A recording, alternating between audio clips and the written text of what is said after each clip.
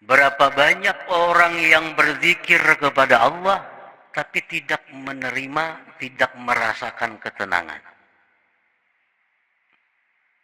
Banyak orang yang berzikir tetapi zikirnya itu tidak mendatangkan ketentraman hati. Padahal Al-Quran menyatakan bahwa zikir itu menenteramkan hati. Tapi kenapa kita berzikir hati kada tentram? Nah, fakam min zakirin la yatma'in. Berapa banyak orang yang berzikir tapi kada bisa tentram. Mestinya sesulit apapun yang kita hadapi, kalau sudah hati kita berzikir, tentram. Semarah apapun kita terhadap seseorang, kalau sudah kita berzikir, mestinya tentram. Nah, kenapa kada tentram? Zikir sudah ribuan sehari, tapi kada membawa ketentraman. Bantuan Allah itu tidak datang.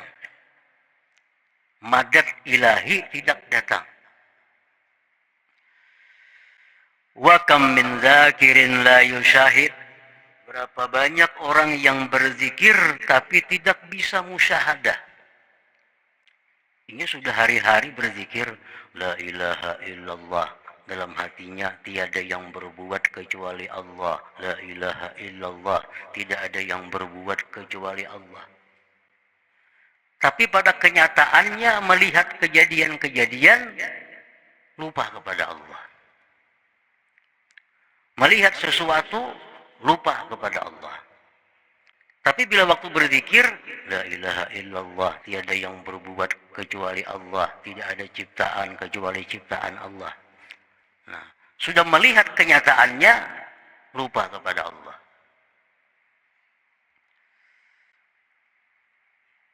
Fala illata lidzalik, maka tidak ada sebab yang demikian illa li'adami safai qalbi, karena tiada bersihnya hati minal awsafiz zamimah, daripada sifat yang tercela, wa adam ittisafi qalbihi, dan karena tiada bersifat hatinya bisifatil hamidah, dengan sifat-sifat yang terpuji.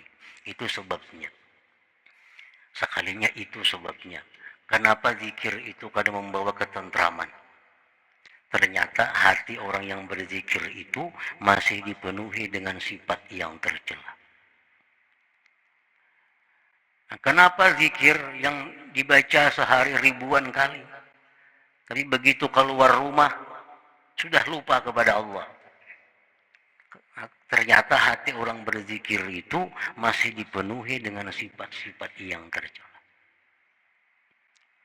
Nah, sebagaimana halnya ketentraman waktu berzikir, bisa musyahadah waktu melihat sesuatu, khusyuk dalam salat itu termasuk madad ilahi. Khusyuk dalam sembahyang. Sembahyang bisa khusyuk. Nah, itu madad ilahi. Bagaimanapun kita belajar tentang pelajaran khusyuk dalam sembahyang, pelajari cara-cara khusyuk dalam sembahyang, tapi sembahyang enggak ada khusyuk. Padahal kalau memandirnya sudah ahli banget.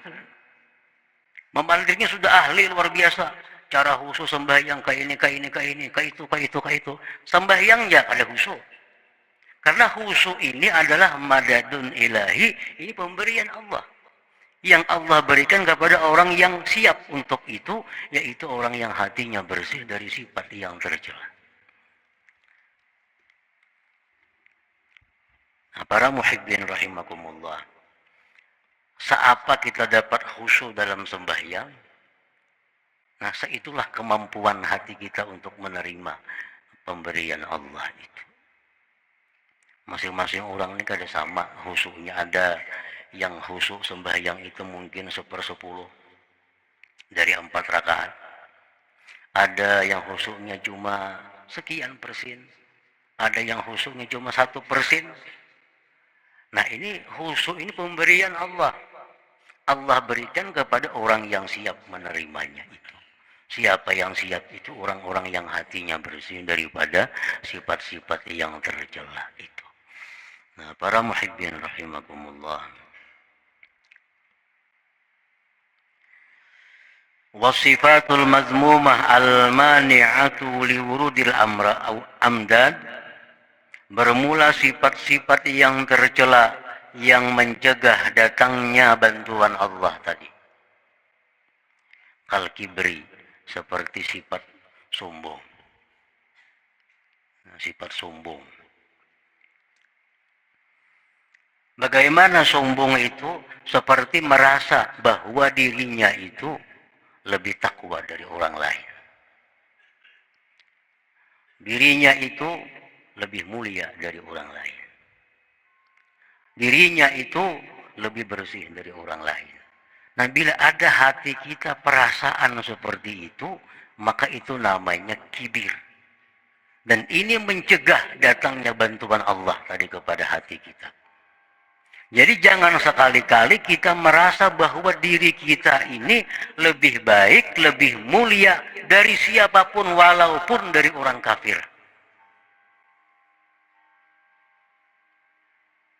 Walaupun dari orang kafir. Jangan merasa bahwa diri kita ini lebih baik, lebih mulia di sisi Allah. Kenapa sebabnya? Karena akhir kita hanya Allah yang tahu. Akhir si kafir tadi Allah yang tahu. Barangkali kita hendak mati, kita jadi kafir, ini jadi Islam. Kan ada tahu lagi. Nah, jadi apabila kita merasa bahwa diri kita lebih baik, lebih mulia dari orang kafir, berarti kita sudah ada sifat sombong dalam hati kita. Apalagi terhadap orang muslim lainnya. Ada orang suka berjudi, wah kita anggap diri kita lebih baik dari mereka. Ada orang yang suka berzina, sudah kita anggap itu orang kotor, diri kita lebih mulia daripadanya. Ada melihat orang ahli maksiat, hati kita sudah bicara bahwa kita lebih mulia daripadanya. Dan ini biasa penyakit ini datang kepada talabatul ilm, datang kepada para penuntut ilmu agama, kepada orang ahli ibadah. Orang ahli ibadah, orang penuntut ilmu itu biasanya dihinggapi sifat ini, merasa bahwa dirinya lah yang bersih, orang lain itu kotor. Nah, padahal itu sifat yang mencegah dia menerima bantuan madad dari Allah Subhanahu wa ta'ala.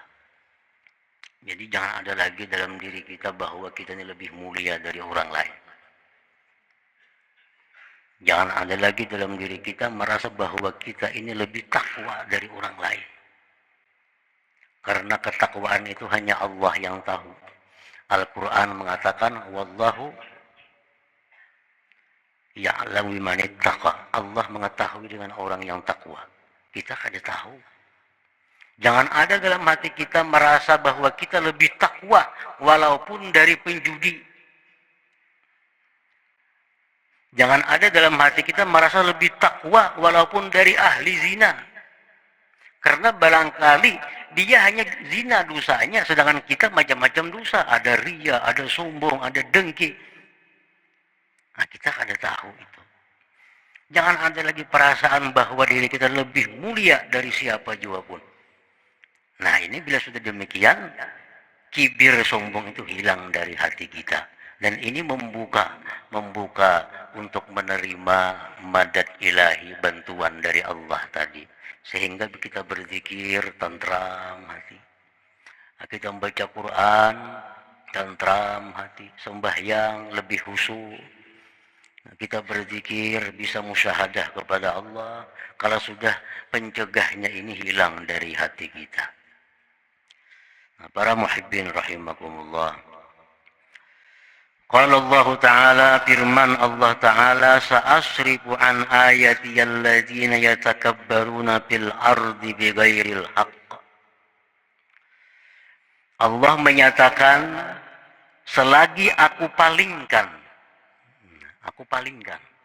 ayat-ayatku terhadap orang yang berlaku sombong di muka bumi. Jadi artinya orang yang dalam hatinya itu ada kesombongan, itu dipalingkan Allah daripada bantuan Allah Subhanahu wa taala, berupa khusyuk, berupa nikmatnya ibadah, berupa musyahadah. Nah, itu dipalingkan oleh Allah terhadap orang-orang yang sombong tadi. Wa qala ta'ala, firman Allah Ta'ala, kadzalika yatba'ullah ala kulli qalbi mutakabbirin jabbar. Seperti demikianlah Allah mengunci. Allah mengunci, mematri atas hati, atas tiap-tiap hati orang yang sombong. Orang yang sombong itu dikunci Allah hatinya, sehingga kada akan bisa menerima bantuan. Ilmu bertambah, manfaatnya tetap kada dapat. Orang yang sombong, rajin untuk ilmu, wawasan ilmunya bertambah. Dulunya kada tahu ini haram, tahu sekarang haram. Ini boleh, boleh. Ilmunya bertambah, tapi manfaat ilmu kada didapatnya. Karena hatinya dikunci oleh Allah Subhanahu wa taala. Nah, tadi kadzalika yatba'ullah ala kulli qalbi mutakabbirin jabbar. Wa qala ta'ala, dan firman Allah, innahu la yuhibbul mustakbirin. Allah tidak cinta kepada orang yang sombong itu.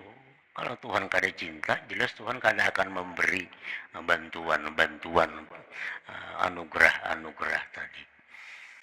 Nah, para muhibbin rahimakumullah, jadi satu contoh sifat yang tercela yang mencegah datangnya bantuan Allah kepada kita adalah kesombongan. Nah, jadi kenapa kita berzikir kada tentram, kenapa kita sembahyang kada bisa khusyuk, padahal berapa kali sudah ikut pelatihan salat khusyuk, kada mau khusyuk, bertambah kada khusyuk. Berapa banyak punya buku-buku tentang salat khusyuk, kada mau khusyuk. Karena khusyuk ini bukan perkara ilmu, khusyuk ini perkara madadun ilahi. Ini bantuan Allah kepada hamba, tergantung kesiapan kita menerima itu. Nah, jadi pertama kesombongan itu. Yang paling ringkas mengartikan kesombongan itu bahwa merasa dirinya lebih daripada orang lain. Bukan lebih kaya, memang sugih, merasa lebih sugih daripada si miskin, kada jadi soal. Ini merasa lebih mulia, nah merasa lebih takwa, merasa lebih bersih.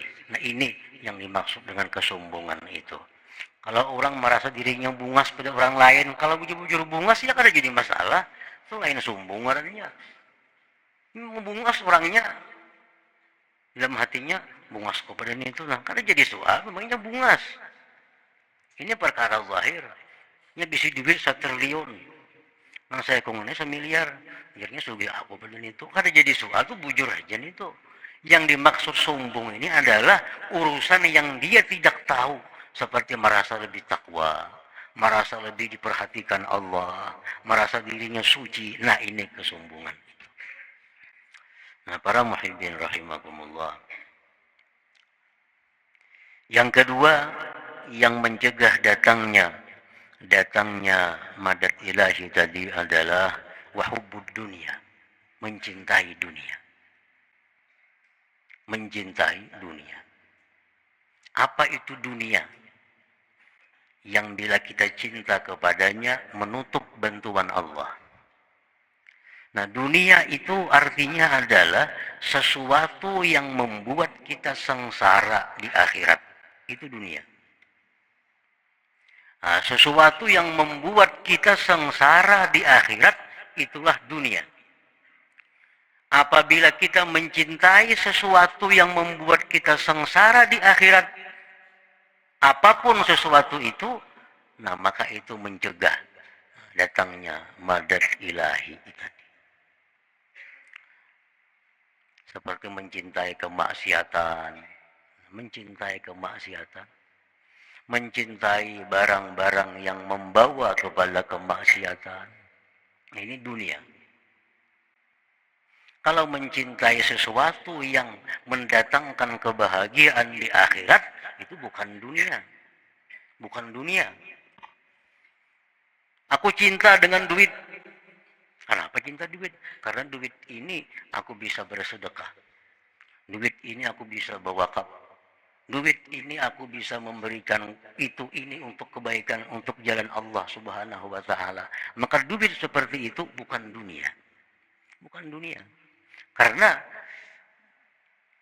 membawa kebahagiaan di akhirat. Jadi apabila ada dalam hati kita mencintai sesuatu yang membuat susah di akhirat, nah maka itu dunia. Baik ilmu, baik harta, baik kedudukan, apapun. Nah ini mencegah datangnya madadun ilahiyun tadi.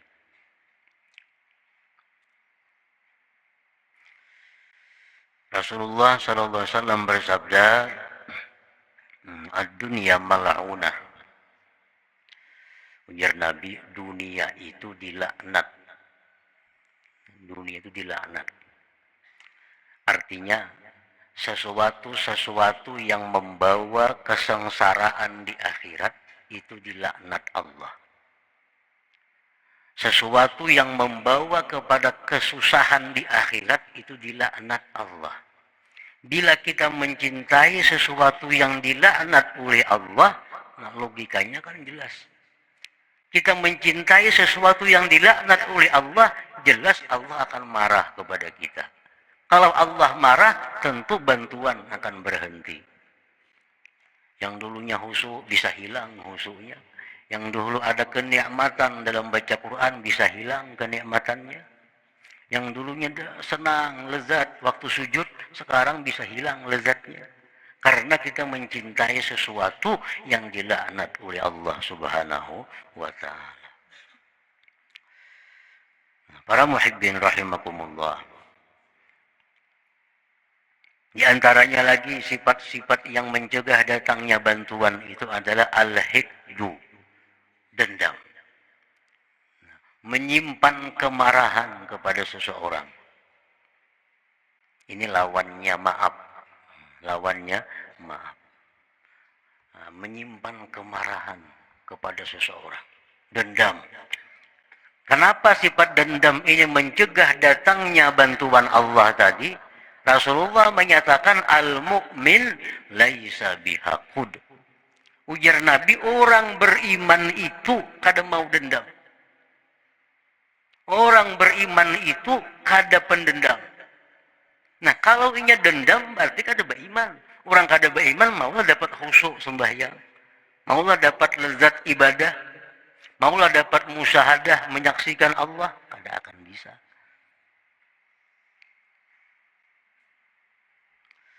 Nah, para muhibbin rahimakumullah, itu contoh tiga.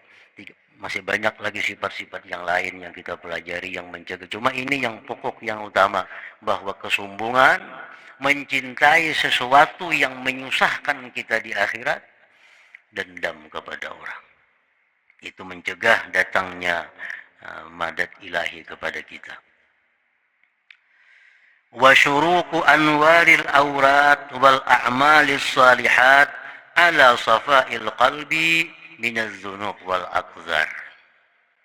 Memancarnya cahaya wirid-wirid dan amal-amal saleh atas kebersihan hati daripada dosa dan kotoran. Nah, wirid yang kita baca tuh, baik salawat atau Quran atau istighfar, wirid yang kita baca itu sebenarnya memantulkan cahaya ke dalam hati kita. Nah, kayak apa tarangnya cahaya itu tergantung bersihnya hati kita. Macam sintar, kita sintarakan ceramin. Kayak apa tarangnya sintar tergantung ceraminnya. Bila ceraminnya kabur, cahaya pun akan kabur. Kalau cerminnya mengkilat, cahayanya pun mengkilat.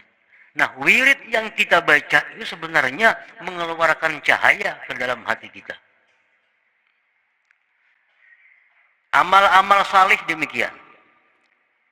Dalam Quran disebutkan inna shalah tanha anil fahsya wal munkar.